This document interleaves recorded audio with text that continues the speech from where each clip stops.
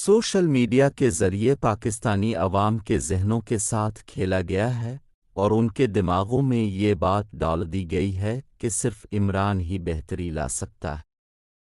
ان بیچاروں کے پاس تو کوئی گائیڈنس نہیں۔ بھٹکے ہوئے سیاست دانوں کے ستائے ہوئے مایوس لوگ ہیں، خدا کو چھوڑ کر ایک انسان سے امیدیں لگا بیٹھے۔ احمدیوں کو تو ہوش سے کام لینا چاہیے کہ جبکہ ہمارے پیارے حضور فرما چکے کہ کوئی ایسا شخص بہتری نہیں لائے گا جس کے بارے میں تمہارے دل میں خیال پیدا ہو جائے کہ وہ بہتری لائے گا۔ شخصیت پرستی کے شکار لوگ اتنی معمولی سی بات نہیں سمجھ پا رہے۔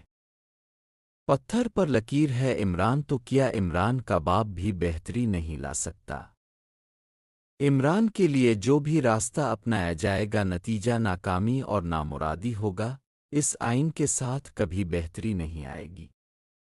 مزید جاننے کے لیے یوٹیوب چینل میسج آف اسلام کو وزٹ کریں، شیئر کریں اور سبسکرائب کریں۔ شکریہ۔